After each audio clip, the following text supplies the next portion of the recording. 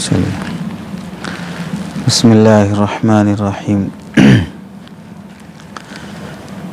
درسیات کے ساتھ ساتھ خارجی چیزیں جو عام طور سے مدارس میں بولتے ہیں کہ طلباء کو مطالعہ کرنا چاہیے، پڑھنا چاہیے، ایسا دسیوں بار بولا جاتا ہے اور دسیوں مدارس میں بولا جاتا ہے، لیکن اس کے لیے منظم اہتمام نہیں کیا جاتا کہ خارجی مطالعے کے لیے کتاب متعین کریں، کتاب متعین کرنے کے ساتھ اس کتاب کے مطالعے کا وقت متعین کریں، وقت کی تعین کے بعد اس کتاب کے مطالعے کی نگرانی کے لیے استاذ بھی متعین کریں کہ فلاں استاذ کی نگرانی میں فلاں کتاب فلاں وقت میں بیٹھ کر طالب علم اپنا مطالعہ خود کرے،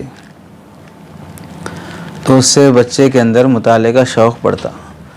درسیات میں جو آپ لوگ پڑھتے ہیں وہ تو ضروری ہے اور بنیادی چیز ہے، لیکن بعض مرتبہ درسیات آپ لوگ زبردستی سے پڑھتے، نہیں چاہتے ہوئے پڑھتے۔ کتنے طلباء ایسے رہتے جو دل میں یہ بولتے رہتے استاذ نہیں آئے تو اچھا رہتا، اور کبھی آ گئے تو بولتے کہیں کے تو آئے، چپ کے تو آئے نو، تو ایسا زبردستی سے پڑھتے۔ زبردستی سے پڑھے ہوئے علم میں اتنا فیض اور اتنی برکت نہیں رہتی، نہ چاہتے ہوئے پڑھ رہے، نہ شکری کے ساتھ پڑھ رہے، شکایتوں کے ساتھ پڑھ رہے، اپنی مرضی سے، اپنی لگن سے، پورے کانفیڈنس کے ساتھ، پورے اپنی خود اعتمادی کے ساتھ جو پڑھا جاتا ہے، اس میں جو برکت رہتی وہ زبردستی کے پڑھائی میں نہیں رہتی۔ درسیات کے ساتھ ساتھ خارجیات کا نظام، اس کے ساتھ ساتھ ایک بہتر نظام آپ حضرات کے لیے بھی بنایا گیا کہ ہر ہفتہ اساتذہ کے محاضرے کی ترتیب آپ کے لیے ہر ہفتہ رہے گا، لیکن استاذ کے لیے مہینہ ڈیڑھ مہینے میں ایک بار رہے گا، مختلف عناوین پر طلباء کی سطح اور زمانے کے تقاضے اور ضرورت کا لحاظ کرتے ہوئے جو عناوین کتابوں میں مطالعہ کیے جانا چاہیے لیکن نہیں کر پا رہے ہیں درسیات کی وجہ سے، اور ہوم ورک اور اپنا لکھنا، دوسرے سبق کی تیاریوں کی ذمہ داریاں زیادہ ہونے کی وجہ سے اگر ہم وہ کام نہیں کر پاتے ہیں تو اساتذہ اپنی ذمہ داری سے اس کا مطالعہ کر کے کئی سو صفحات کا اس کا خلاصہ تیار کر کے اسے نکات کی شکل میں آپ حضرات کے سامنے پیش کریں گے۔ 8-10 عناوین ایسے طے کیے گئے ہیں جس میں استاذ ہر ہفتہ الگ الگ موضوع پر آپ حضرات کے سامنے محاضرہ پیش کریں گے۔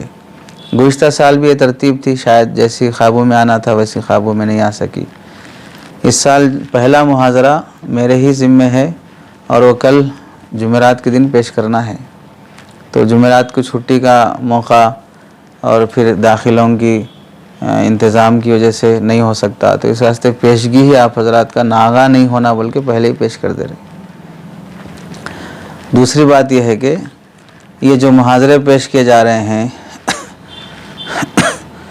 دعوت و تبلیغ کے بیان کی طرح نہیں ہے، فکر والی بات ہو رہی ساتھی قریب تشریف لا لیں، بلکہ وہ اس طرح کا محاضرہ نہیں ہے۔ جو باتیں پیش کی جائیں گی اسے نوٹ کرنا پڑے گا، بعد میں پھر مہینے کے 4 محاضرے ہونے کے بعد محاضرات کا الگ سے امتحان لیں گے آپ سے، محاضرات کے امتحان کا فرق پڑے گا آپ کے اصل امتحان پر، ششماہی امتحان، سالانہ امتحان۔ اس بار سمجھے تھے نا انگریزی حساب کا امتحان اتنا نہیں رہتا، تو اس سے بھی فرق پڑا جس کو فرق پڑنا ہے۔ تو جو بھی چیز یہاں دفتر اور انتظامیہ کی طرف سے متعین کی جائے گی اس میں کسی بھی طرح کی کوتاہی نہیں ہونی چاہیے۔ تو پہلا محاضرہ آپ حضرات کے سامنے یہ تھا کہ 15 شخصیات کا علمی میدان میں محنت، 15 شخصیتوں کے علمی کارنامے، کیسا انہوں نے بچپن میں پڑھا ہے، کیسی محنت کی ہے، اس سلسلے میں محاضرہ کرنا ہے۔ تو پہلا محاضرہ ہے، چونکہ اس لیے ہم اکابر کی، اسلاف کی، ہم سے پہلے جو اہل علم حضرات گزرے ہیں ان کی زندگیاں پڑھیں گے، ان کی زندگیاں سنیں گے تو وہ کیسا شوق سے پڑھے، کیسا محنت سے پڑھے، وہ ہمارے سامنے رہے، ہم سنے ہوئے ہوں تو ہمارے اندر بھی وہ جذبہ پیدا ہوگا، ہم کو بھی وہ شوق پیدا ہوگا کہ وہ ہم کیسی محنت کر رہے اور ہم سے پہلے جو گزرے وہ کیسی محنت کرے۔ تو اس سے پہلے چند باتیں بنیادی طور پر بطور تمہید کے، بہت بہترین چیز ہم کو جس علم کو ہم حاصل کر رہے ہیں اس کی اہمیت کو سمجھنے کے لیے آپ قرآن مجید کے پارہ نمبر 15 اور 16 کے درمیان میں حضرت موسیٰ اور حضرت خضر علیہ السلام کا واقعہ جہاں پر ذکر کیا گیا ہے، وہاں پر حضرت خضر علیہ السلام، حضرت موسیٰ علیہ السلام، ان دونوں کے واقعے میں ایک اہم نقطہ یہ بھی معلوم ہوا۔ حضرت موسیٰ علیہ السلام ایک مرتبہ قوم کے سامنے بیان کرتے ہوئے جب قوم نے ان سے پوچھا کہ اس وقت دنیا میں سب سے بڑا علم اور سب سے زیادہ علم والا کون ہے، تو حضرت موسیٰ علیہ السلام نے کی زبان سے اس وقت نکل گیا کہ میں ہی سب سے زیادہ علم والا ہوں۔ تو اللہ نے بطور آزمائش کے یہ حکم فرمایا کہ فلاں سمندر کے کنارے پر ہمارا ایک بندہ ہے جس کو ہم نے اپنا علم دیا ہے، اس کے پاس جاؤ، اور اللہ نے حضرت موسیٰ علیہ السلام کو مستقل وہاں سے علمی سفر اور علمی صحبت اختیار کرنے کا مستقل حکم دیا۔ تو حضرت موسیٰ اپنے زمانے کے وقت کے نبی ہونے کے باوجود بھی علم سیکھنے کے لیے حضرت خضر علیہ السلام کی طرف چلے۔ تو علماء لکھتے ہیں کہ علم حاصل کرنا ایسی عظیم دولت ہے جس دولت کو حاصل کرنے کے حضرت موسیٰ علیہ السلام جیسے عظیم پیغمبر نے بھی رخت سفر باندھا ہے علم حاصل کرنے کے لیے، چاہے وہ علم کی نوعیت الگ کیوں نہ ہو۔ اور چونکہ علم ایسی لازوال نعمت اور دولت ہے کہ حضرت نبی کریم صلی اللہ علیہ وسلم، اللہ کے نبی علیہ السلام اور انبیاء کا سلسلہ حضرت آدم علیہ السلام سے جب شروع ہوا، اس وقت ملائکہ کا سجدہ کرایا گیا حضرت آدم علیہ السلام کو علم کی وجہ سے۔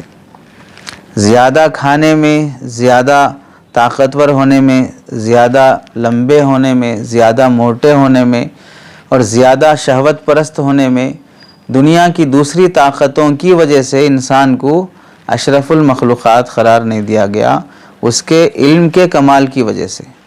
ایسے حضرت یوسف علیہ السلام جب تہمت لگی، الزام لگا حضرت یوسف علیہ السلام پر، تو کنویں میں ڈالے گئے، وہاں سے کنویں سے عافیت اور عزت کے ساتھ تخت شاہی تک حضرت یوسف علیہ السلام کا سفر ہوا علم کی وجہ سے، چونکہ خواب کی تعبیر کا علم حضرت یوسف علیہ السلام کو آتا تھا، اس کی وجہ سے اللہ تعالیٰ نے سلاخوں کے پیچھے سے لا کر شاہی تخت پر اللہ نے بٹھایا۔ حدیث میں اللہ کے نبی علیہ السلام نے فرمایا طلب العلم فریضۃ علی کل مسلم، ہر مسلمان پر علم حاصل کرنا فرض درجہ رکھتا ہے۔ اور یہ حدیث بھی آپ لوگ پڑھ چکے ہیں، وَإِنَّ الْمَلَائِكَةَ لَتَضَعُ أَجْنِحَتَهَا رِزًا لِطَالِبِ الْعِلْمِ، فرشتے اس بڑی نعمت کی وجہ سے طالب علم کے پیروں کے نیچے اپنے پر بچھا دیتے ہیں، اس کا مقام اور اس کا درجہ بتانے کے لیے۔ اور ایسے ہی اللہ کے نبی علیہ السلام نے بھی بہت سی حدیث میں علم کی فضیلت کی اور علم کی تعریف، علم کی عظمت بیان فرمائی ہے۔ ایک مولانا لکھتے ہیں بہت اہم بات کہ اللہ رب العزت نے قرآن مجید میں 7 چیزوں کا تقابل کر کے دکھایا عظمت کو بتانے کے لیے۔ پہلی چیز دیکھو، وما یستوی الاعمی والبصیر، اندھا اور بینا برابر نہیں ہو سکتے، دیکھنے والا اور نہیں دیکھنے والا دونوں برابر نہیں ہو سکتے۔ دوسری آیت میں ہے ولا الظلمات ولا النور، اندھیرا اور روشنی برابر نہیں ہو سکتے۔ ولا الظل ولا الحرور، سایہ اور دھوپ برابر نہیں ہو سکتے۔ وما یستوی الاحیاء ولا الاموات، زندہ اور مردہ برابر نہیں ہو سکتے۔ قل لا یستوی الخبیث والطیب، خبیث بری چیز اور اچھی چیز برابر نہیں ہو سکتی۔ لا یستوی اصحاب النار و اصحاب الجنہ، جنتی اور دوزخی برابر نہیں ہو سکتے۔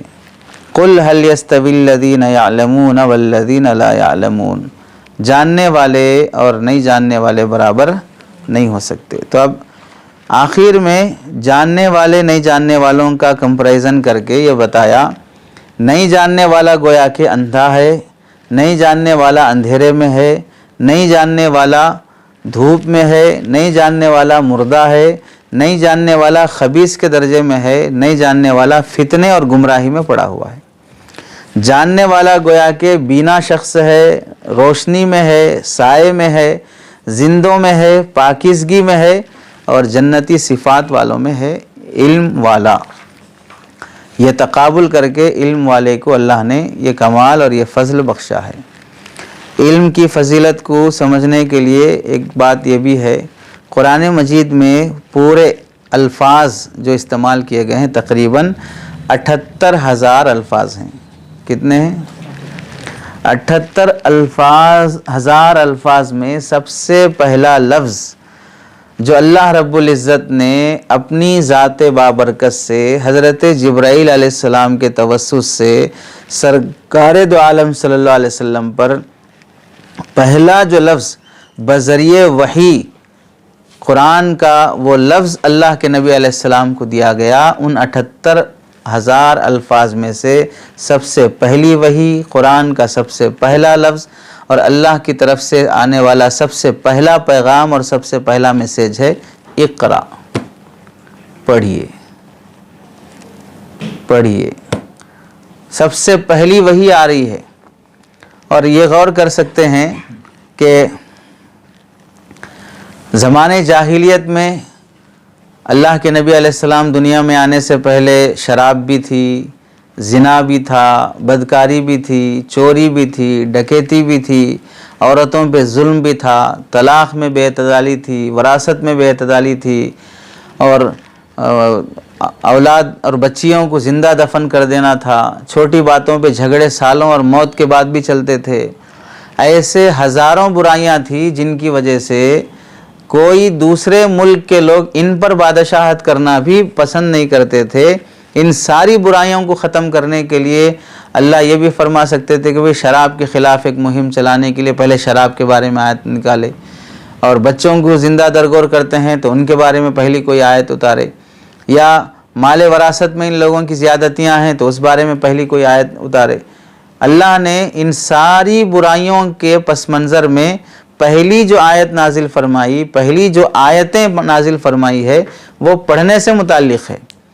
اور اس میں ایک بات یہ بھی غور کرنے کی ہے، حضرت علی میاں ندوی رحمۃ اللہ علیہ فرماتے ہیں کہ زمانے اللہ کے نبی علیہ السلام کے آنے سے پہلے جتنی بدکاریاں تھیں، شراب، چوری، زنا، بچوں کو دفن کرنا اور عورتوں پہ ظلم کرنا، ان ساری بدکاریوں اور سارے مظالم کو اللہ نے ایک ہی لفظ میں تعبیر فرمایا، زمانہ جاہلیت۔ زمانہ جاہلیت کیا مطلب؟ یہ جتنے منکرات اور برائیاں ہو رہی ہیں یہ سب کس وجہ سے ہیں؟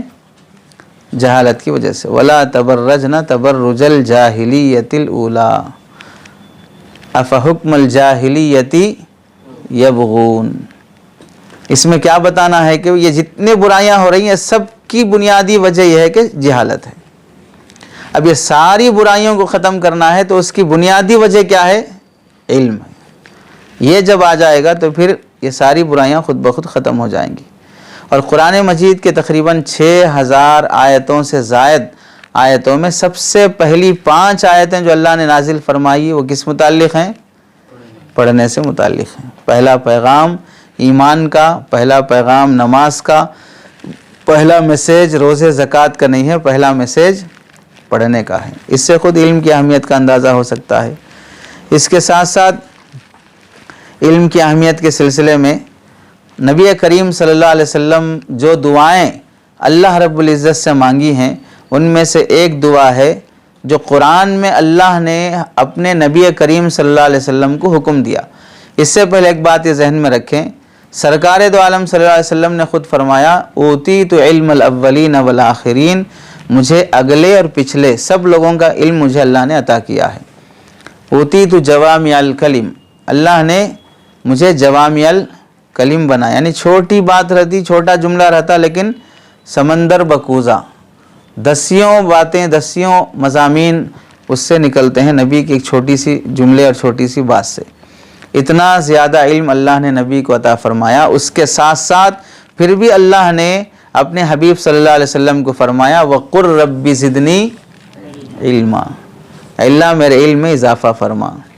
اب اس آیت کے تحت میں علامہ قرطبی رحمۃ اللہ علیہ کیا لکھتے ہیں، فَلَوْ كَانَ شَيْءٌ أَشْرَفَ مِنَ الْعِلْمِ، علم سے بھی کوئی اشرف اور عظیم چیز ہوتی، لَأَمَرَ اللَّهُ تَعَالَى نَبِيَّهُ صلی اللہ علیہ وسلم أَن يَسْأَلَهُ الْمَزِيدَ مِنْهُ كَمَا أَمَرَ أَن يَسْتَزِيدَهُ مِنَ الْعِلْمِ۔ علم سے بھی بڑی کوئی چیز اشرف ہوتی تو اللہ تعالیٰ اپنے نبی کو یہ حکم فرماتے کہ آپ اس چیز کے بارے میں دعا کیجئے جیسا کہ علم کے بارے میں دعا کر رہے ہیں۔ حالانکہ کسی بھی چیز کی مزید، کسی بھی چیز کے اضافے اور زیادتی کی دعا اللہ نے اپنے نبی کو تعلیم نہیں فرمائی جتنا کہ علم میں اضافے کی دعا کا حکم فرمایا۔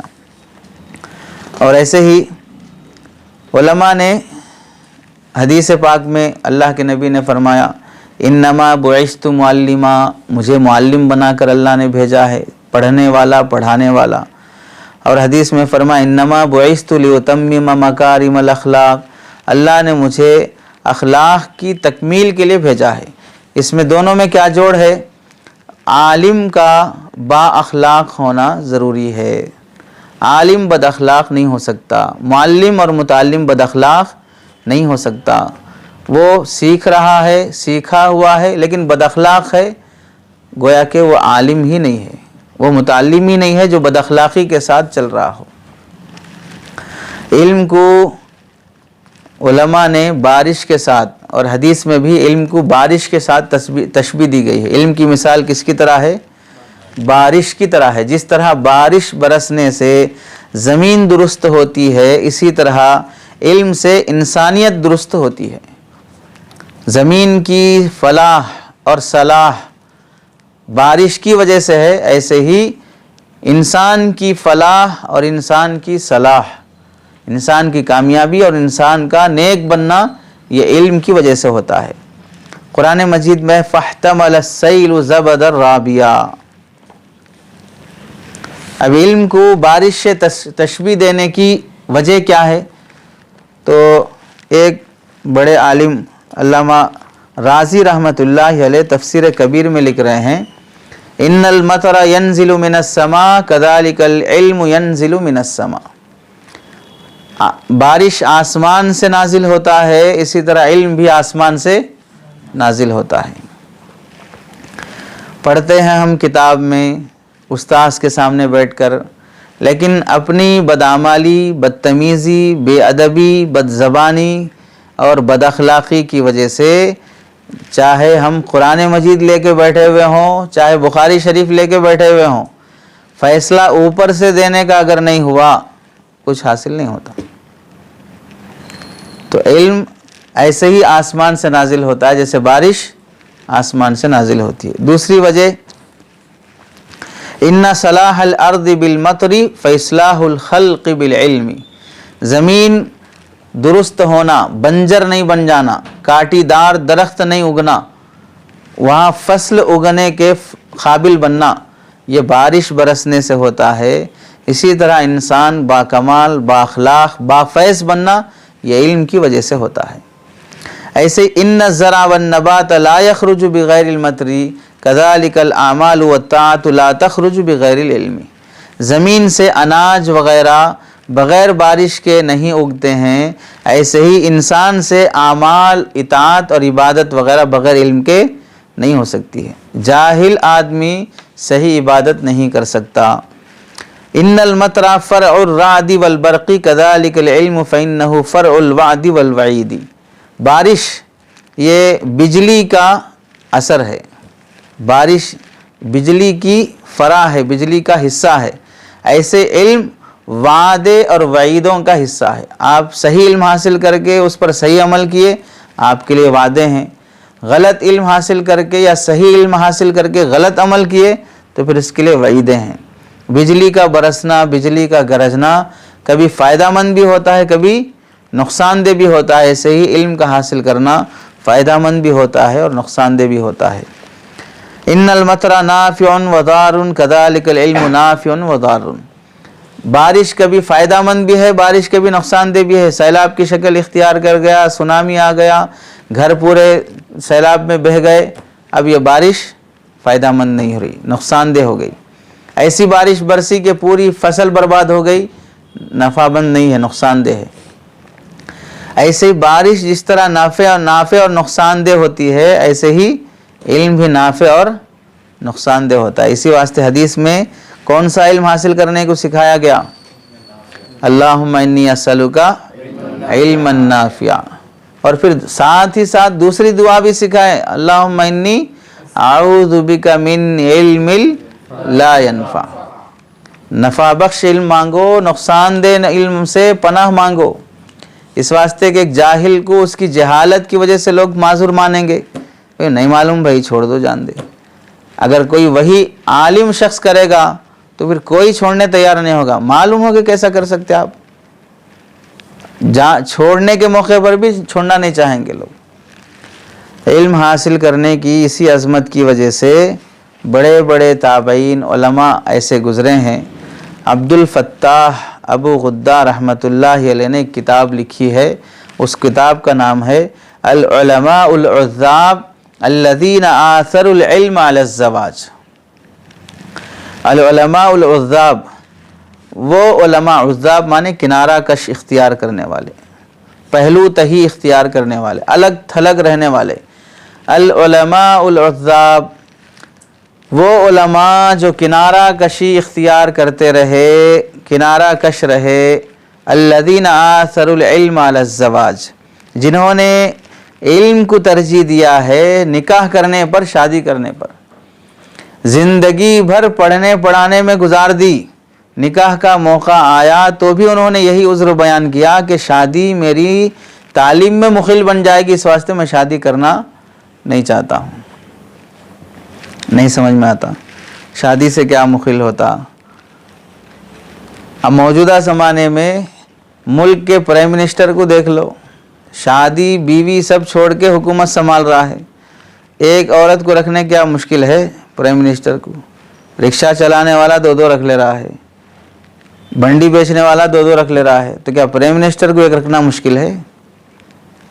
جب اپنے مذہب کو، اپنے فرقے کو اور اپنے قوم کے لوگوں کو، اگرچہ کہ وہ غلط رخ پہ چل رہے ہوں، ان کی خاطر بیوی سب کچھ چھوڑ کے بھاشن دیں گے کہ میں ملک کی خاطر اپنے خاندان کو چھوڑ دیا، ملک کی خاطر اپنی بیوی کو چھوڑ دیا، ملک کی خاطر فلاں کو چھوڑ دیا۔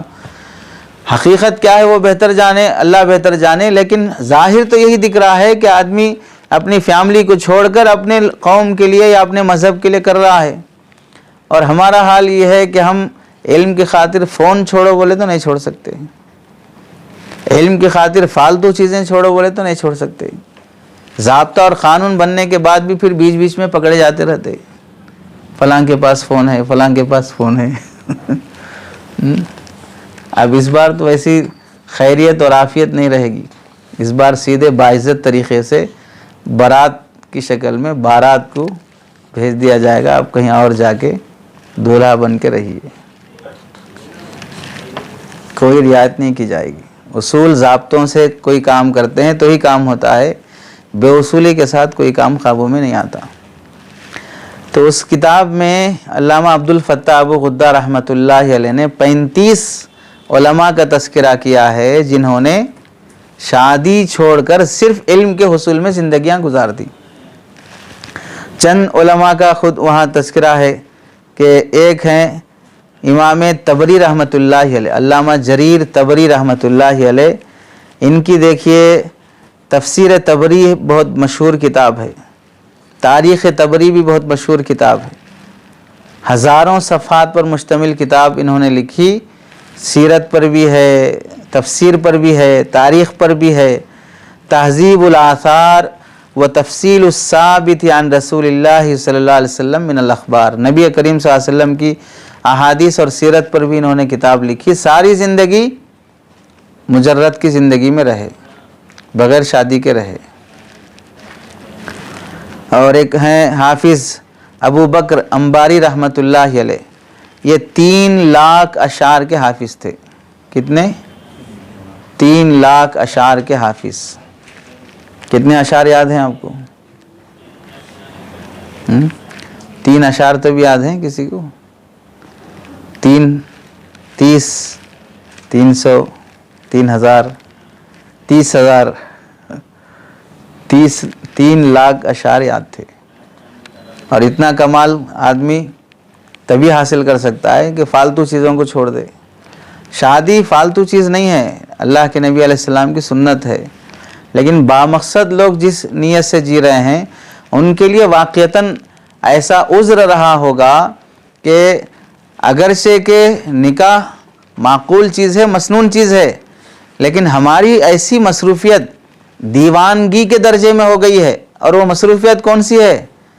علم کی مصروفیت ہے. علم کی مصروفیت ایسے دیوانگی کے درجے میں ہو گئی ہے کہ اگر ہم نکاح کریں گے تو بیوی کا حق ادا نہیں کر سکتے، نان نفقہ نہیں دے سکتے، خرچہ برداشت نہیں کر سکتے، ٹائم اسپینڈ نہیں کر سکتے. تو جو حقوق دینا واجب ہے وہ ہم ادا نہیں کر سکتے، اور اس کا ہم کو یقین ہے کہ جس کی وجہ سے ہم اس کو نقصان میں ڈال دیں گے. یہ مصروفیت غلط نہیں ہے، لیکن اس مصروفیت کی وجہ سے کسی کا حق ادا نہیں ہونے کا آپ کو یقین ہے تو پھر آپ کو اجازت نہیں ہے شادی کرنے کی.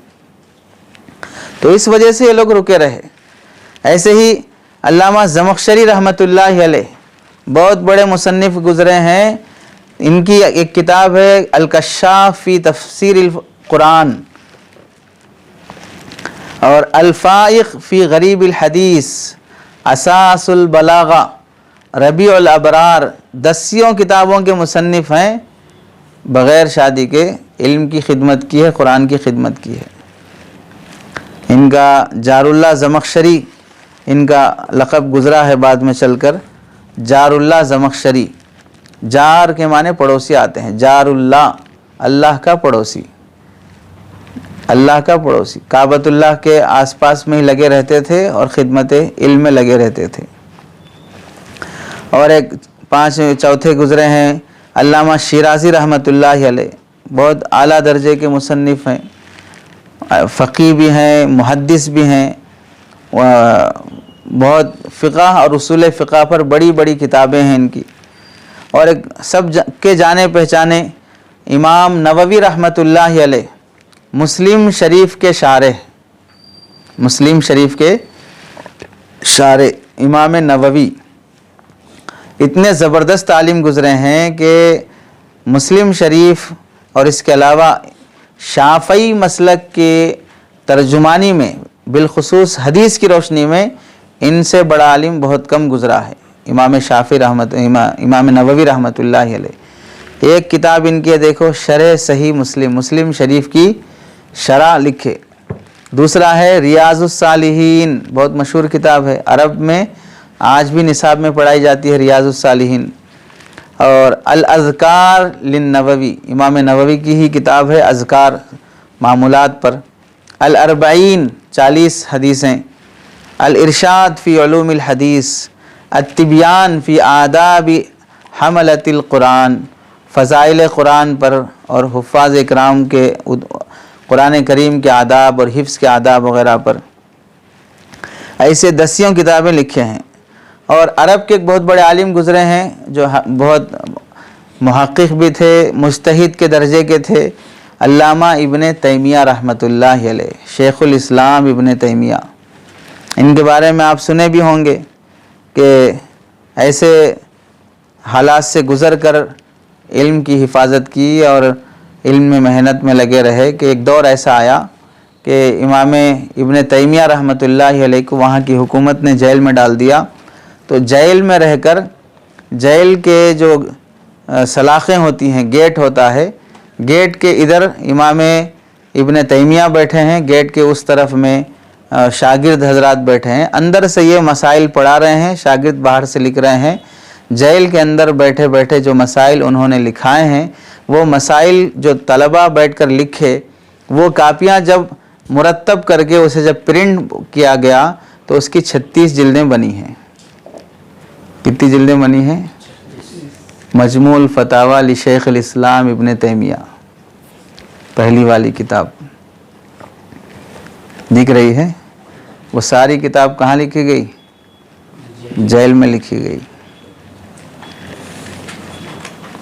अब जो कापियाँ हाथ में लेके बैठे हैं, इसको लिखने कुछ बहुत भारी समझ रहे, बहुत गनीमत समझ रहे, बहुत बोझ समझ रहे, या बहुत बड़ा कमाल समझ रहे हैं। अब इनको देख लो, जेल में बैठ के कैसा इल्म था।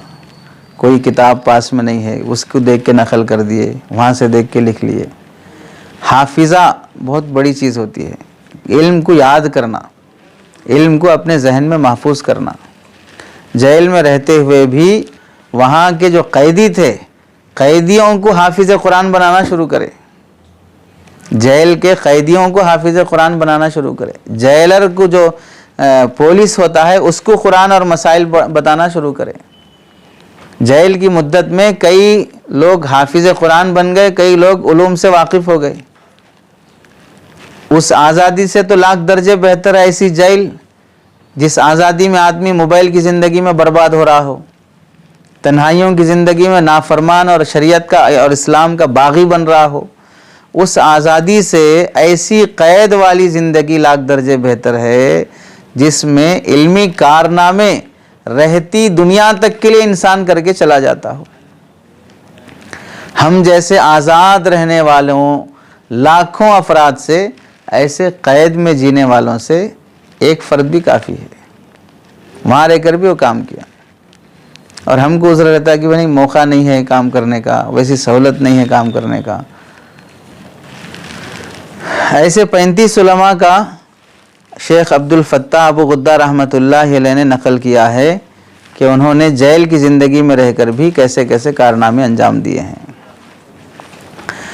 एक मशहूर ताबई गुज़रे हैं इमाम शाबी रहमतुल्लाह अलैह। इमाम शाबी रहमतुल्लाह अलैह सन 103 हिजरी में इनकी वफ़ात हुई है। तो अब देख लो, गालिबन सिर्फ 100 साल का अरसा है। अल्लाह के नबी अलैहिस्सलाम के दुनिया से जाने के 100 साल के आसपास के हैं, उस ज़माने के हैं। तो एक 3 हदीसें हासिल करने के वास्ते मालूम हुआ पे फ़लाँ जगह पर एक साहब रहते हैं, उनके पास अल्लाह के नबी की 3 हदीसें हैं। तो वो हदीसें हासिल करने के वास्ते कूफा से मक्का मुकर्रमा तक का सफ़र करके गए। उस ज़माने का सफ़र, बस नहीं, ट्रेन नहीं, हवाई जहाज़ नहीं, ऊँट का या घोड़े का सफ़र। और इतना लंबा सफ़र करके जाने के बाद उन सहाबी से मुलाकात हुई। अब जब उन सहाबी के जिनके पास 3 हदीसें लेने के लिए जाना था, वहाँ पहुँचने के बाद मालूम हुआ कि वो सहाबी जिनसे ये 3 हदीसें लेना है वो हैं अबू क़लाबा।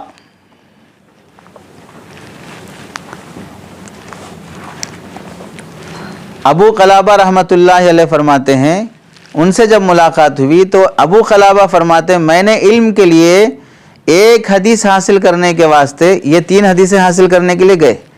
इमाम अबू क़लाबा रहमतुल्लाह अलैह जब वो फरमाते हैं कि मैं एक हदीस हासिल करने के वास्ते मदीने के अंदर 3 महीने का इंतज़ार करता रहा, चूँकि जिस शख्स से मैं वो हदीस मालूम करना था वो आदमी सफ़र पर गया हुआ है, आने 3 महीने लगते। तो मैं मदीने में बैठ के इंतज़ार करता रहा कि जब वापस आए तो 3 महीने के बाद उनसे वो एक हदीस सुन लेके गाँव को वापस जाएंगे वो। और हम लोग 5 मिनट इंतज़ार कर लें उस्ताद की दरसगाह में आने का, 5 मिनट इंतज़ार कर लें ज़ायद पढ़ा देने का, 5 मिनट इंतज़ार कर लें ज़ायद कुछ होमवर्क दे देने का। 3 महीने किसी का इंतज़ार होना। अल्लाह के नबी अलैहिस्सलाम के बारे में लिखा गया कि भाई वो एक सहाबी, एक शख्स नबी को कुछ पैसे देना था, तो वो कहा कि भाई आप यहीं ठहरे रहिए, मैं अभी आता हूँ। जाने के बाद 3 दिन तक भूल गया, तो अल्लाह के नबी अलैहिस्सलाम 3 दिन तक वहीं खड़े रहे और आने के बाद फरमाया तुमने मुझे मुश्किल में डाल दिया। 3 दिन तक वादे के मुताबिक वहीं रुके रहे। और ये शख्स, ये ताबई 3 दिन तक, 3 महीने तक एक हदीस के लिए रुके रहे। 3 مہینے تک ان مشکلات کے ساتھ جب وہ لوگ علم حاصل کیے ہیں تب جا کے بڑی سہولت کے ساتھ ہم تک علم پہنچا ہے۔ امام بخاری اور امام مسلم رحمۃ اللہ علیہ کے استاذ ہیں، ان کا نام ہے امام عبید بن یعیش رحمۃ اللہ علیہ، 229 ہجری کی ان کی وفات ہے۔ عبید بن یعیش رحمۃ اللہ علیہ یہ امام بخاری امام مسلم کے بھی استاذ ہیں۔ کیا فرماتے ہیں؟ اقمت 30 سنة ما اکلت بیدی باللیل کانت اختی تلقمنی وانا اکتب، میں نے 30 سال ایسی گزارے ہیں کہ رات کے وقت میرے کو کھانا خود سے کھانا نصیب نہیں ہوتا تھا، میری بہن کھانا لا کے مجھے کھلا کے چلی جاتی اور میں اپنے لکھنے میں مصروف رہتا تھا۔ کتنے سال؟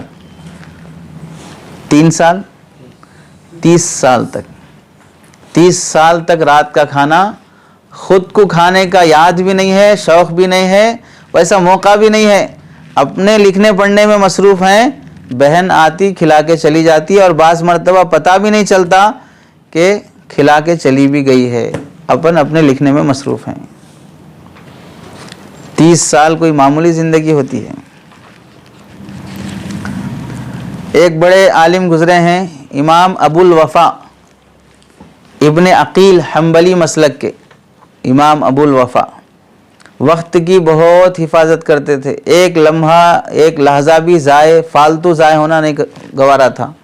خود لکھتے ہیں لا یضیع ساعۃ من عمرہ، اپنی زندگی کا ایک لمحہ بھی میں نے ضائع نہیں کیا جب سے شعور آیا ہے، اور خود فرماتے ہیں انی لا احل لی ان اضیع ساعۃ من عمری، میں حلال نہیں سمجھتا ہوں، جائز نہیں سمجھتا ہوں کہ میری زندگی کا ایک لمحہ بھی ضائع ہو جائے۔ اور پھر بڑھاپے کی حالت میں 80 سال کی عمر میں، کس عمر میں؟ 80 سال کی عمر میں خود کیا بیان کرتے ہیں؟ انی لاجد من حرصی علی العلم وانا فی 80 اشد مما كنت اجدہ وانا ابن 20 سنہ، 20 سال کی عمر میں علم حاصل کرنے کا جو شوق اللہ نے مجھے دیا تھا، اب میری عمر 80 سال ہے، آج بھی وہ شوق میرا وہی برابر ہے۔ 20 سال کی عمر میں پڑھنے کا جو شوق تھا، 80 سال کی عمر میں بھی پڑھنے کا وہی شوق ہے۔ اب بوڑھے ہو گئے، اب کیا پڑھنا، اب پڑھ کے بھی کیا کرنا۔ بڑھاپے کے ساتھ بھی شوق برابر جوان ہے علم حاصل کرنے کا۔ اپنے وقت کی قدردانی کرتے ہوئے لکھتے ہیں روٹی بنا کر سالن میں ملا کر کھانے میں جو وقت ضائع ہوتا ہے اس سے بچنے کے لیے آٹا ہی کھا لیتا تھا۔ مطبخ میں ہے نا روٹی کا آٹا، کبھی کھائے آپ روٹی کا آٹا اٹھا لے گے؟ روٹی بنانا، کھانا، سالن ہونا سب کہاں سے ہو سکتا؟ صرف آٹا کھا لیں گے۔ آٹا کھانا تو دور کی بات، جو روٹی بنی ہے وہ بھی شکر گزاری کے ساتھ کھا لیا تو بس غنیمت ہے۔ شکر گزاری کے ساتھ، کم وقت کے ساتھ کھا لیے تو بہتر ہے۔ جیسے بولتے نا کہ پہلے زمانے میں علماء کو ایسے قدردان بھی نصیب تھے کہ محبت میں ہدیے، تحفے، امام مالک رحمۃ اللہ علیہ سے محبت کرنے والے ایک بہت بڑے عالم تھے، فقیہ، لیث ابن سعد رحمۃ اللہ علیہ، خود بھی بڑے فقیہ تھے، ان کا بھی ایک مسلک تھا، شروع میں تاجر بھی تھے، عالم بھی تھے۔ تو امام مالک کی خدمتوں کو دیکھ کر 360 جوڑے سال بھر کے سلا کے اونٹ پہ رکھ کے ہدیہ بھیج دیتے تھے اور بولتے تھے روزانہ ایک جوڑا نیا پہنیے، آپ دوسرے دن صدقہ کر دیجئے، پرانا پہننے کی ضرورت ہی نہیں ہے۔ ایسا علماء کو نئے نئے جوڑے ہدیے دیتے تھے۔ اب اس زمانے میں بولنا پڑتا ہے کہ بھئی نئے جوڑے ہدیے دینے کی ضرورت نہیں ہے، نیا جوڑا پہن لیے تو بس صبر کر لو۔ ہم نیا جوڑا پہن لیے تو زیادہ پریشان ہونے کی ضرورت نہیں ہے، حسد کرنے کی ضرورت نہیں ہے، مولویوں سے جلنے کی ضرورت نہیں ہے کہ بھئی خود تو دیتے نہیں نیا جوڑا کوئی ہدیہ پہننے کے لیے۔ اب آپ بعض لوگوں میں یہ بھی چلانا ٹرینڈ کہ بھئی رمضان کے مہینے میں جو حفاظ اکرام قرآن سنائے، تراویح سنائے، کہیں پر گاڑی دیے، 1 لاکھ روپے ہدیہ دیے، عمرے کی ٹکٹ بنائے، کہیں پر بائک دیے، کہیں پر فلاں دیے، سب بہت مزے کرے حفاظ اکرام۔ لیکن اس سے زیادہ تعجب اور توجہ کرنے کی بات جو ہے وہ یہ ہے کہ مہینے میں 27 دن میں 20 دن میں جو حافظ قرآن سنا کے جا رہا، اس کو عمرے کی ٹکٹ ہے، اس کو بائک ہے، اس کو کار دے رہے ہیں. بیچارہ جو امام 12 مہینے سے 5 وقت کی نماز پڑھا رہا ہے، اس کے بارے میں کوئی نیوز آئیش نہیں ہے کہ اس کو بھی کوئی گاڑی دیا، اس کو بھی کوئی بائک دیا، کوئی عمرے کی ٹکٹ دیا، کوئی لاکھ روپے دیا. 1 مہینے میں سنا کے جانے والے کا اتنا اکرام ہے، 12 مہینے سے بیچارہ جو پڑا ہوا ہے اس کے لیے کوئی اکرام ہی نہیں ہے، بلکہ الٹے ناقدری کی جا رہی ہے اس کی. تو لیث ابن سعد رحمۃ اللہ علیہ اکرام اور احترام میں پورے سال کے کپڑے ہدیے بھیج دیتے تھے. تو وقت کی حفاظت کرنے کے لیے ستو پھانک لینا اور مختصر کھانا کھا لینا. آپ کے لیے عشاء کے کھانے کا کتنا وقت رکھا گیا؟ آدھا گھنٹہ رکھا گیا، وہ بھی زیادہ ہے. 20 سے 25 منٹ میں فارغ ہو کے نماز کے لیے حاضر ہو جانا ہے. سال بھر کا یہی معمول ہے. ناشتے کے لیے بھی آدھا گھنٹہ ہے، دوپہر کے لیے بھی وہی ہے، شام کے لیے بھی وہی ہے، اور وہ بھی بہت کافی ہے. اور یہاں تو وہ بھی نہیں تھا، ستو پھانک کر گزارا کر لیا کرتے تھے. تب جا کر کیا ہوا؟ وقت کی اس قدردانی کی وجہ سے کتنا بڑا کارنامہ ہوا. دیکھو ایک کتاب وہ لکھے ہیں کتاب الفنون کے نام سے. کیا نام ہے کتاب کا؟ تفسیر، حدیث، فقہ، اصول فقہ، نحو، صرف، لغت، شعر، تاریخ، حکایات، مناظرے، جو فنون ہو سکتے ہیں سب اس کتاب میں لکھ دیا انہوں. اب سب اس کتاب میں لکھنا بولے تو وہ شخص ہر فن کا ماہر ہونا تبھی جا کے وہ فن لکھ سکتا ہے. مہارت کے بغیر فن پہ کیسے کتاب لکھے گا؟ وہ کتاب لکھے ایسی کتاب ہے کہ امام ذہبی رحمۃ اللہ علیہ فرماتے ہیں لم یصنف فی الدنیا اکبر من ھذا الکتاب. دنیا میں اس سے بڑی کتاب کوئی لکھی نہیں گئی. دنیا میں اس سے بڑی کوئی کتاب نہیں لکھی گئی. حافظ ابن رجب حنبلی رحمۃ اللہ علیہ فرماتے ہیں کتنی بڑی کتاب تھی پھر وہ، ہوا ثمانمائۃ جلد مجلدۃ، 800 جلدوں میں تھی. کتنے جلدوں میں؟ یہاں جتنی کتابیں رکھی ہیں پورے 800 جلدیں نہیں ہیں. سمجھ رہے؟ وہ صرف ایک کتاب 800 جلدوں میں تھی. کب ہوا یہ؟ وقت کی قدر پر، وقت کی حفاظت پر. فالتو کارگزاریاں بولتے ہوئے تم کہاں تراویح سنائے، کون سی مسجد میں سنائے، کتنا ہدیہ ملا، کتنے جوڑے کپڑے ملے، اور کیا چیزیں ہوئی، تم نہیں سنائے کیا؟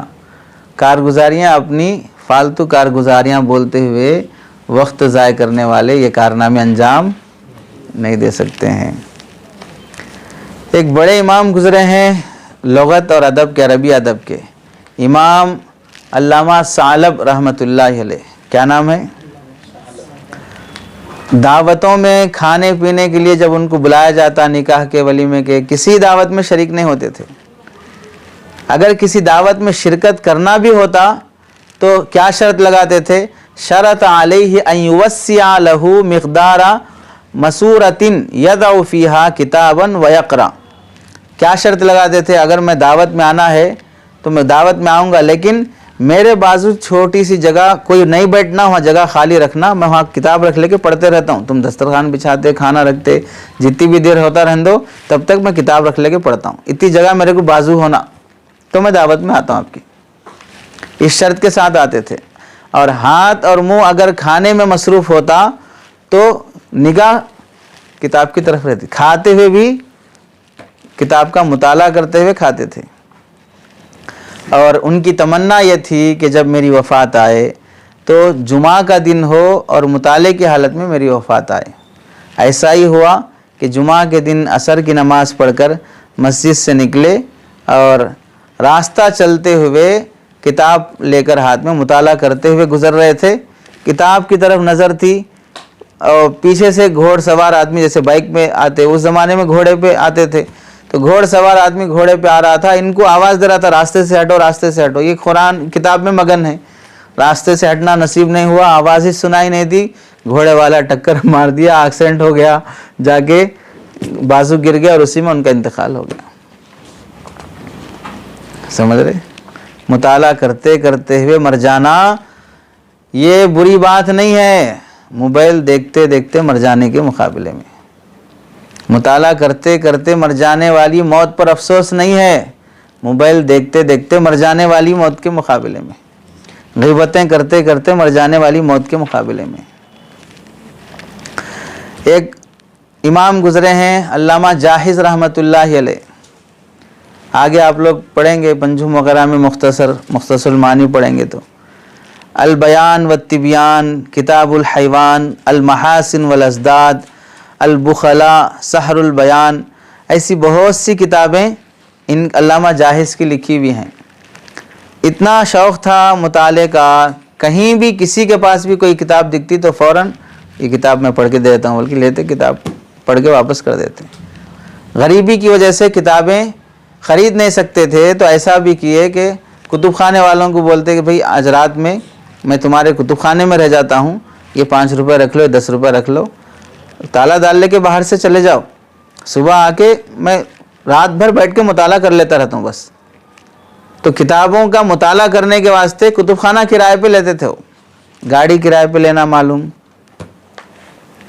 آٹو کرائے پہ لینا معلوم، بائک ریپیڈو بک کر کے کرائے پہ لینا معلوم، لیکن کتب خانہ کرائے پہ لے کے، دیوبند میں بھی جب ہم لوگ تھے تو بچے بھی کتاب کرائے پہ لیتے تھے، لیکن کون سی کتاب؟ ناول کی کتاب، جن کتابوں میں ناول لکھے رہتے ہیں، فریدی سیریز آتے ہیں، بہت سے عمران سیریز آتے ہیں، اور ان کتابوں کو جو ناول کی شکل میں رہتے ہیں، فلم کی شکل میں رہتے ہیں، ویسی کتابوں کو لے کے کرائے پہ مطالعہ کرتے لوگ۔ بعد میں اللہ نے جب وسعت دی تو کتابیں جمع کر کے کتب خانہ بنانا شروع کیے، اتنا بڑا کتب خانہ ہو گیا کہ چاروں طرف سے کتابیں ہیں اور بیچ میں بیٹھ کے مطالعہ کر رہے۔ ایک دن ایک صاحب بولے اتنی کتابیں ہیں کب تم کتابوں کے نیچے دب کے مر جاتے نہیں معلوم۔ اتفاق ایسا ہی ہوا کہ مطالعہ کرتے ہوئے کوئی سی کتاب کی تلاش تھی، وہ کتاب ڈھونڈتے ڈھونڈتے بیچ میں ملی، وہ کتاب نکالنے واسطے جب نکالے اوپر کی ساری کتابیں گر گئی اور اسی میں دب کے انتقال ہو گئے۔ کتابوں کے نیچے دب کے انتقال ہونا بولے تو جیسے گھر گر گیا، گھر کی چھت میں دب کے مر گئے، تو چھت کتنی وزن ہونا تب جا کے انسان دب کے مرتا، تو کتابیں کتنی وزن ہونا جو ان پر گرنے کی وجہ سے وہ دب کے مر گئے۔ تو مطالعے کا یہ شوق تھا کہ موت ان کی آخری لمحہ بھی ان کا کتابوں کے شوق میں، کتابوں کے مطالعے میں گزرتا تھا۔ اور ایسے ہی ایک مشہور امام گزرے ہیں محدث ابن المقری رحمہ اللہ، ان کے بارے میں لکھا ہے کہ علم حاصل کرنے کے واسطے 50 شہروں کا سفر کیے۔ کتنے شہر؟ اس زمانے میں مستقل مدرسے بنے ہوئے نہیں تھے، جہاں جہاں محدث بیٹھے، جہاں جہاں علماء بیٹھے وہاں گئے، ان سے پڑھ کے آ گئے، وہی مدرسہ ہوتا تھا۔ 50 شہروں کا سفر کر کے علم حاصل کیے۔ خود لکھتے ہیں کہ میں نے 4 مرتبہ مشرق سے مغرب کا سفر کیا۔ کہاں سے؟ مشرق سے مغرب کا سفر 4 مرتبہ کیے۔ کشمیر سے کنیا کماری تک ہندوستان کا کنارہ ہے، 4 مرتبہ ادھر سے ادھر آنا جانا بہت بھاری چیز ہوتی ہے۔ وہ مشرق سے مغرب کا سفر 4 مرتبہ کیے۔ 10 مرتبہ بیت المقدس گیا علم حاصل کرنے کے واسطے، چونکہ وہاں علماء تھے اس زمانے میں۔ 4 مرتبہ حج کا سفر کیا، چونکہ حج کے موسم میں علماء ملتے تھے، ان سے علم حاصل کیا جاتا۔ 25 مہینے میں مکہ مکرمہ میں ٹھہرا رہا علم حاصل کرنے کے لیے، آنے والے علماء سے علم سیکھوں، سمجھ رہے؟ اور ایک مرتبہ ایک نسخہ، مثال کے طور پہ دیکھو کہ ہدایہ ہے یا کوئی اور کتاب ہے، علم الصیغہ ہے، الگ 3-4 نسخے ہیں اس کے، الگ الگ طرح کی ٹائپنگ ہے، تو ایک نسخہ حاصل کرنے کے واسطے جو صحیح انداز میں لکھا گیا تھا، میں 840 میل کا سفر کیا۔ کتنے؟ یہ کتاب ہے لیکن اس سے بہتر والا نسخہ فلاں جگہ پر ملتا ہے، وہ نسخہ حاصل کرنے کے لیے 840 میل کا سفر کر کے گئے۔ غریبی کی وجہ سے رات میں مطالعہ کرنے کے لیے چراغ کی سہولت نہیں ہوتی تھی، تو اس زمانے میں راستوں پر، محلوں میں بادشاہ اور حکمرانوں کی طرف سے دربان متعین رہتے تھے کہ اوپر لکڑی بنا کر، لکڑی کے اوپر کینڈل کی شکل میں چراغ بنا کے وہ لے کے راستوں میں گھومتے رہنا, کوئی چور کوئی ڈاکو نہیں آتا, لوگوں کی حفاظت رہنا بول کے. تو وہ لوگ جو راستوں کی حفاظت کے لیے, محلوں کی حفاظت کے لیے رہتے تھے, ان کے چراغ کی روشنی میں کتاب لے کے پڑھتے رہتے تھے. اب وہ دربان کبھی ادھر جاتا کبھی ادھر جاتا, وہ انہوں بھی اس کے ساتھ ادھر جاتے ادھر آتے, لیکن اپنے کتاب کے مطالعے میں رہتے.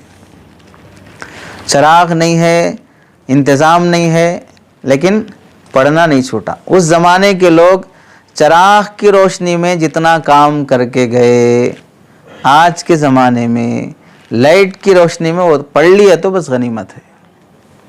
وہ چراغ کی روشنی میں جتنا کام کر کے گئے, لکھ کر گئے, ہم وہ کام کیا ہوا لائٹ کی روشنی میں پڑھ لیا تو بس غنیمت ہے.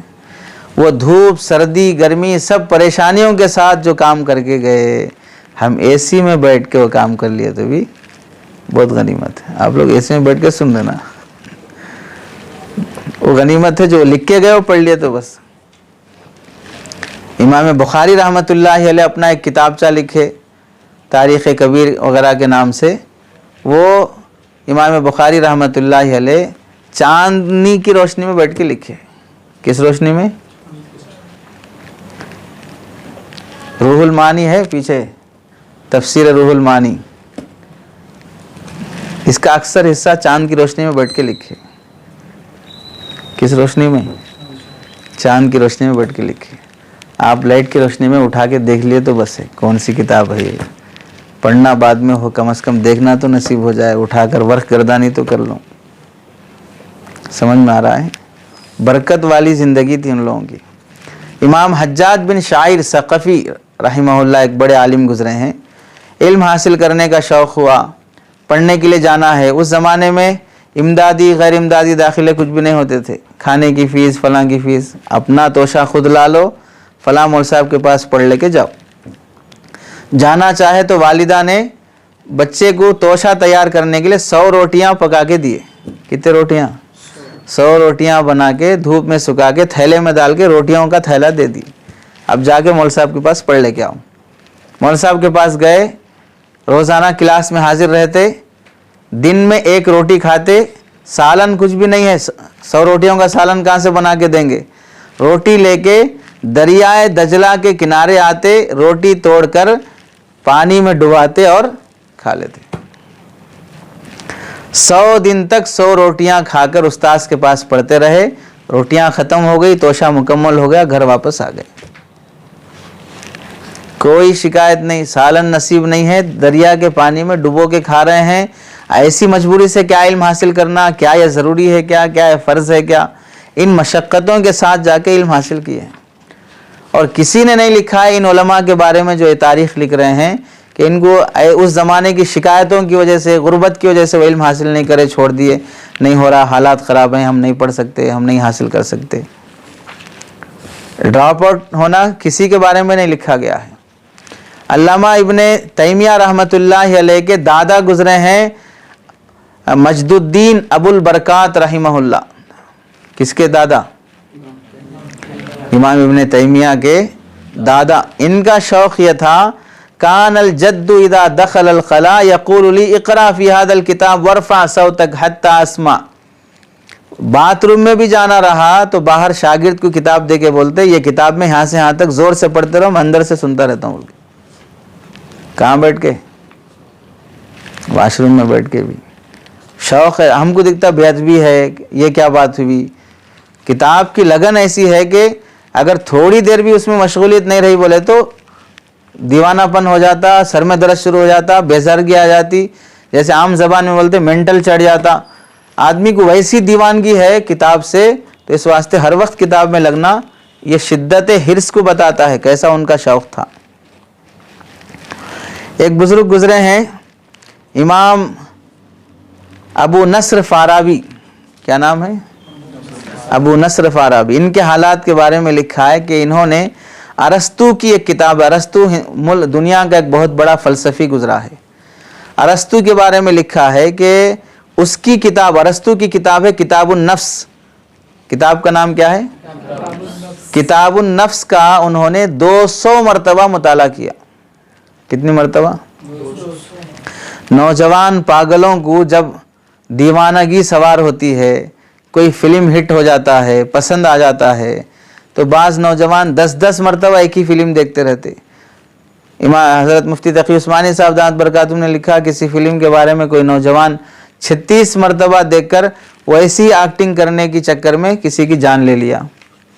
تو گناہ کے مواقع 10 بار کرتے، شراب 10 بار 100 بار پیتے رہتے پینے والے، سگریٹ ہر روز پیتے رہتے۔ تو شوق کتاب کا ہوا تو 200 مرتبہ کتاب کا مطالعہ کر رہے ہیں۔ اور ایسے ہی ارسطو کی کتاب ہے السماع الطبیعی، 40 مرتبہ اس کا مطالعہ کیے۔ کتنی مرتبہ؟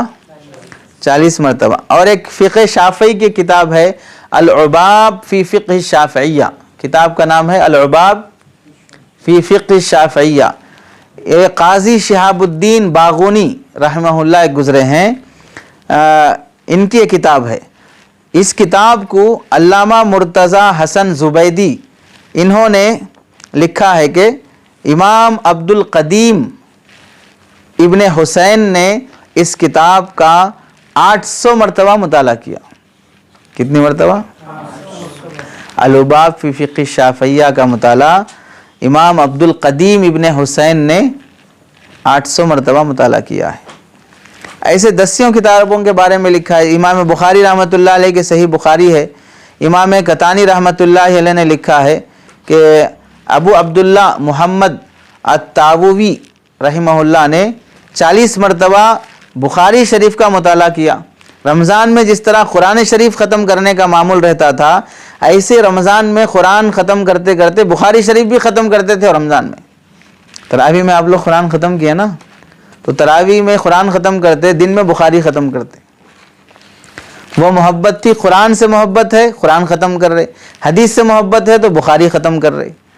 ایسے دسیوں کتابوں کے بارے میں لکھا ہے کہ دسیوں کتابوں کا مطالعے کا یہ شوق تھا ان لوگوں کا۔ اور ایک بہت اہم واقعہ دیکھیے، امام کسائی رحمۃ اللہ علیہ گزرے ہیں، یہ نحو کے بڑے امام ہیں۔ کیا نام ہے؟ امام کسائی۔ بڑی عمر میں علم حاصل کرنا شروع کیے۔ کیسے بڑی عمر میں علم حاصل کرنا شروع کیے؟ اس کی وجہ یہ ہے کہ ایک بار ایسا ہوا کہ امام کسائی رحمۃ اللہ علیہ ساتھیوں کی مجلس لگی ہوئی تھی، محفل لگی ہوئی تھی، باہر سے دوڑتے ہوئے تیز چلتے ہوئے آئے۔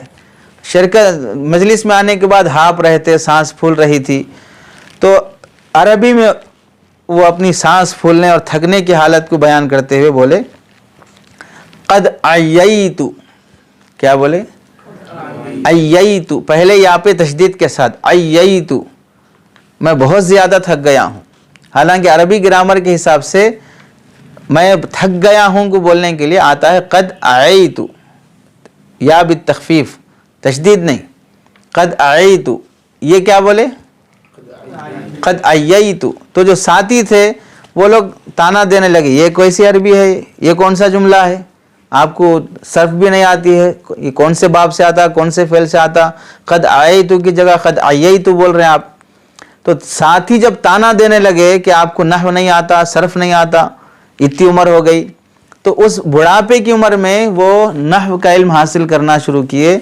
ایسا نحو حاصل کیے کہ بعد میں چل کے فن نحو کے امام کون بن گئے؟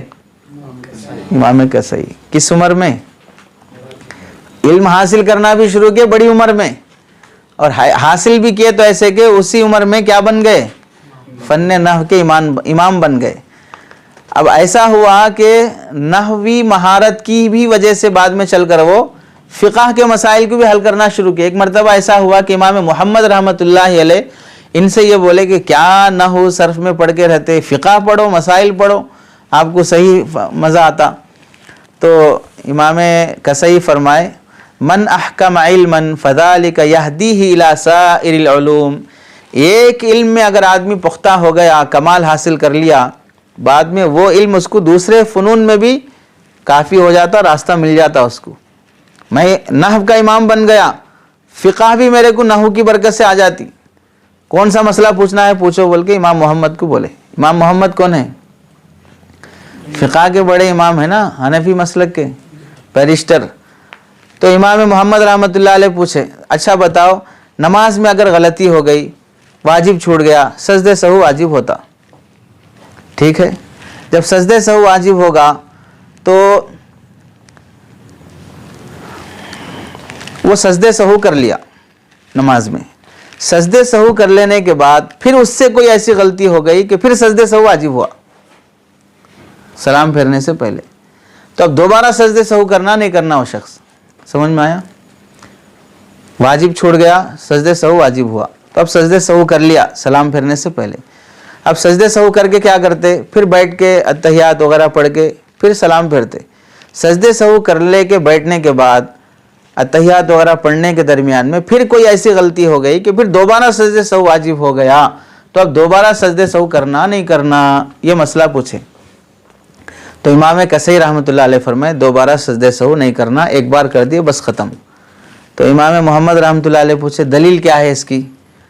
تو دلیل یہ ہے، نحو کا قاعدہ ہے کہ جب کسی فعل کسی اسم کی تصغیر کی جاتی ہے تو تصغیر ایک ہی بار ہوتی ہے، دو بار تصغیر نہیں کی جاتی، دو بار تصغیر نہیں کی جاتی ہے۔ طفلن کی تصغیر ہے طفیلن، طفیلن تصغیر ہو گئی، پھر اس کی تصغیر نہیں کی جاتی ہے، اور تصغیر یہ اسم کا عیب ہے، ایسے ہی سجدے سہو یہ نماز کا عیب ہے، عیب ایک ہی بار پیدا ہوتا ہے، دو دو بار پیدا نہیں ہوتا۔ مسئلہ کس سے حل کرے؟ نحو کے قاعدے سے حل کرے۔ کیا لکھا؟ من باب ان المصغر لا یصغر، تصغیر کی پھر تصغیر نہیں کی جاتی ہے۔ فتعجب من فتنتہ، تو امام محمد کو بہت تعجب ہوا ان کی ذہانت سے، نحو کے قاعدے سے کون سا مسئلہ حل کرے؟ فقہ کا قاعدہ حل کرے۔ سمجھ میں آ رہی بات؟ تو اپنے اندر بھی شوق ہونا چاہیے علم میں کمال حاصل کرنے کا، علم کے جذبے کا، کسی بھی فن میں ماہر بننے کا۔ کئی ایسے اہل علم حضرات گزرے ہیں کہ ایک بڑے عالم ہیں امام، یہ لکھتے ہیں کہ بعض مرتبہ ایسی حالت ہو جاتی تھی، امام سیبوی رحمۃ اللہ علیہ کے متعلق لکھا ہے کہ ایک مرتبہ ایسا ہوا کہ امام علی بن حسن یہ ایک ہیں اور دوسرے عبداللہ ابن مبارک رحمۃ اللہ علیہ، بڑے محدث گزرے ہیں۔ سردی کے موسم میں ایسا ہوا کہ بہت سخت سردی تھی، مسجد میں نماز پڑھ کے نکلے، دروازے کے پاس مسجد کے گیٹ کے پاس عبداللہ ابن مبارک رحمۃ اللہ علیہ مل گئے، اور یہ امام علی بن حسن یہ دونوں مل کر وہاں پر ایک حدیث کا ذکر چھڑ گیا، یہ حدیث کیا ہے، اس کی سند کیا ہے، اس کا مطلب کیا ہے۔ دونوں آپس میں بحث کر رہے ہیں، سخت سردی کی رات میں مسجد کے گیٹ کے پاس کھڑے ہو کر اتنی دیر حدیث پہ گفتگو ہوتی رہی کہ فجر کی اذان ہو گئی، محسوس بھی نہیں ہوا۔ کتنی دیر کھڑے؟ عشاء کی نماز پڑھ کے نکلے، گیٹ کے پاس بات کرنا شروع کیے، کس بارے میں؟ حدیث کے بارے میں۔ کب تک؟ فجر کی اذان تک۔ سبق نہیں سنائے، مول صاحب آدھا گھنٹہ کھڑا کر دیے، بہت بڑا ظلم کر دیے۔ اور یہاں عشاء کی نماز سے لے کے کب تک کھڑے؟ فجر تک کھڑے ہوئے ہیں، اور اسی علم کے بحث میں لگے ہوئے ہیں۔ ہم کو کھڑ کے یاد کرنا بہت مشکل ہو جاتا، کھڑا کر دینے کو ہی سمجھ جاتے ہیں کہ وہ یاد کرنے کا بدل ہے، اب یاد کرنے کی ضرورت نہیں ہے، کھڑے ہو گئے تو بس کافی ہے۔ اب دوبارہ نہیں پوچھنا استاذ کہیں کو یاد نہیں کرے بول کے، نہیں یاد نہیں کرے بول کے آپ سزا دے دیے نا، ہو گیا، بس ابھی کہیں کو پوچھ رہے بولے، ایسا رہتا ہوں۔ علامہ ابن سیرین رحمۃ اللہ علیہ بہت بڑے تابعی ہیں، ان کی بہن ہے حفصہ بنت سیرین، یہ بڑی قاریہ تھیں، 12 سال کی عمر میں حافظہ، قاریہ، قرات 17 پورے کی عالمہ بن چکی تھی۔ بڑے بڑے علماء کو بھی قرات کا کوئی مسئلہ سمجھ میں نہیں آیا تو 12 سال کی بچی سے آگے پوچھ رہے یہ آیت کیسا پڑھنا بول کے۔ وہ فرماتی ہیں یا معاشر الشباب، اے نوجوانوں، خذو من انفسکم، اپنے آپ کو بناؤ، وانتم شباب، آج تم جوان ہو، فإنی ما رأیت العمل الا فی الشباب، سنو جو کام بھی ہوتا ہے وہ جوانی میں ہوتا ہے، کام آدمی جوانی میں ہی کرتا ہے، علم کا حصول بھی آدمی اسی عمر میں کر سکتا ہے۔ بڑھاپے کی عمر میں بیماریاں اسے فرض نماز صحیح سلیقے سے پڑھنے کی توفیق نہیں ہوگی، اس زمانے میں علم کا حصول کا آدمی سہولت سے کر لے گا۔ اس واسطے قدر کر لینا چاہیے، وقت کی حفاظت کر لینا۔ ایک صاحب لکھے ہیں، عربی شعر ہے، اذان المرء حین الطفل یاتی، آدمی کو کی جب اذان، بچہ جب پیدا ہوتا ہے کیا ہوتے ہیں؟ بچہ جب پیدا ہوتا ہے کان میں اذان دی جاتی ہے، وَتَأْخِيرُ الصَّلَاةِ إِلَى الْمَمَاتِ، اور نماز کی دیری کی جاتی ہے کب تک؟ موت تک۔ اذان اور اقامت دے دیا نا، ایک کان میں اذان دوسرے کان میں ہو گئی سب کی اذان اور اقامت، اب کیا باقی ہے؟ نماز باقی ہے بس۔ کیا مطلب؟ دلیل ان محیاہ قلیل، یہ اس بات کی دلیل ہے کہ زندگی بہت تھوڑی ہے۔ کتنی تھوڑی ہے؟ کما بین الاذان الی الصلاۃ، جیسے اذان اور نماز کے درمیان میں کتنا ٹائم رہتا، وہ اتنی زندگی ہے۔ اذان ہو گئی، اقامت ہو گئی ہم سب کی، اب کیا کھڑی ہونا باقی ہے؟ جماعت کھڑی ہونا باقی ہے، بس ختم۔ اب امام کے پیچھے پڑ رہے ہیں، اور ایک دن آئے گا امام کے آگے رہیں گے، بس ختم۔ امام سے آگے کون ہوتا ہے؟ جنازہ ہوتا ہے۔ ارے سمجھ رہے؟ تو اس واسطے وقت کی قدر کر لینا۔ ایسی مہارت والے بھی گزرے ہیں کہ شمس الائمہ سرخسی رحمۃ اللہ علیہ، حنفی مسلک کے بہت بڑے امام گزرے ہیں، فقی گزرے ہیں۔ خاقان ایک علاقے کا نام ہے، وہاں کنواں بنائے تھے گڑھے کی شکل میں، اس گڑھے کے اندر امام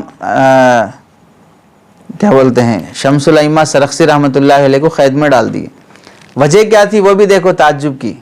اس وقت کا جو بادشاہ تھا خاقان، اپنی باندی کو آزاد کر کے عدت ہونے سے پہلے ہی نکاح کر لینا چاہا وہ، تو علامہ سرخسی رحمۃ اللہ علیہ اعتراض کرے کہ یہ جائز نہیں ہے، آزاد کیے ہیں آپ، عدت گزرنے دو اس کے بعد نکاح کرو۔ تو ظالم بادشاہ تھا، تو تکبر اور غرور میں آ کر امام سرخسی رحمۃ اللہ علیہ کو جیل میں ڈال دیا۔ جیل کیسی؟ زمین کا گڑھا، اوپر سے برتن ڈھانپ دیتے، سمجھ رہے؟ برتن کا مطلب وہ جالی والی آتی نا، جالی ڈھانپ دیتے، اندر رہنا۔ اب غلاظت بھی اندر، کھانا بھی اندر، سب اندر، آدمی کیسے جی سکتا وہاں پر؟ ویسے کنویں میں ڈال دیے۔ وہاں رہ کر امام سرخسی رحمۃ اللہ علیہ کنویں کے اندر بیٹھے، کنویں کے منڈھیر پر بچے آ کر کاپیاں لے کے بیٹھے، نیچے سے امام صاحب پڑھا رہے، اوپر بچے لے کے کاپیاں لکھ رہے ہیں کنویں کے اندر سے۔ وہ جب کاپیاں لکھی گئی ہیں، کتنی ہوئی وہ کاپیاں؟ بعد میں وہ کاپیوں کو جب چھاپا گیا، تقریباً 17 یا 18 جلدوں میں کتاب بنی۔ کتنے جلدوں میں؟ 17 یا 18 جلدوں میں ہے۔ ادھر المبسوط السرخسی آخر میں 17 یا 18 جلدوں میں وہ کتاب بنی ہے۔ کون سی؟ مبسوط سرخسی۔ ایک مرتبہ ایسا ہوا کہ سبق پڑھاتے ہوئے ایک صاحب بولے، امام شافعی رحمۃ اللہ علیہ بہت بڑے عالم ہیں، ان کو 300 کاپیاں حدیث اور فقہ کی، کتنی کاپیاں؟ 300 کاپیاں ازبر ہے بول کے بولے۔ تو امام سرخسی بولے، امام شافعی کو جو کاپیاں یاد ہے نا، میری یادداشت کی زکوٰۃ ہے، وہ بولے میری یادداشت کی زکوٰۃ کتنی رہتی؟ 100 میں سے 2.5 روپے، 100 میں سے کتنی؟ تو امام شافعی کی جو 300 کاپیاں یاد ہے نا علم کی، میرے علم کی کیا ہے؟ وہ زکوٰۃ ہے۔ مجھے کتنی یاد ہیں؟ 12,000 کاپیاں یاد ہیں۔ کتنے ہیں؟ 12,000 کاپیاں علم کی یاد ہیں۔ ایسی لگن، ایسی محنت، حافظے میں ایسی قوت، آدمی محنت سے پڑھنے کی کوشش کرے تو ان کئی ائمہ اکرام کے جو واقعات، علماء اور اسلاف کی جو زندگی بیان کی گئی علم کا شوق پیدا کرنے کے لیے، تو کوشش یہ کرنا۔ بعض ائمہ کے بارے میں علامہ ابن حجر رحمۃ اللہ علیہ کے بارے میں لکھا ہے، کعبۃ اللہ میں جب زمزم وغیرہ پینے جاتے تھے تو زمزم جو دعا مانگ کے پیتے اللہ وہ دعا قبول کر لیتے۔ تو یہ اکابر ایسا کرتے تھے کہ ان سے بڑے ذہین، ان سے بڑے عالم جو ہوتے تھے، زمزم کا پانی پیتے وقت اللہ سے دعا کرتے، اللہ مجھے ان کے جیسا حافظہ دے دے، ان کے جیسا علم دے دے بول کے دعا پڑھ کے پیتے تھے۔ کون؟ علامہ ابن حجر رحمۃ اللہ، وہ خود بہت بڑے عالم ہیں، خود بہت بڑے محدث ہیں، بخاری شریف کے شارح ہیں، لیکن شوق ایسا تھا اس علم میں کہ اپنے سے بڑے لوگوں کے جیسا بننے اور حاصل کرنے کے شوق میں دعاؤں کا بھی اہتمام ہوتا تھا۔ اللہ سے دعا ہے کہ اللہ ہم سب کو عمل کی توفیق اور باذوق طالب علم بننے کی توفیق عطا فرمائے۔ سبحان اللہ و بحمدہ۔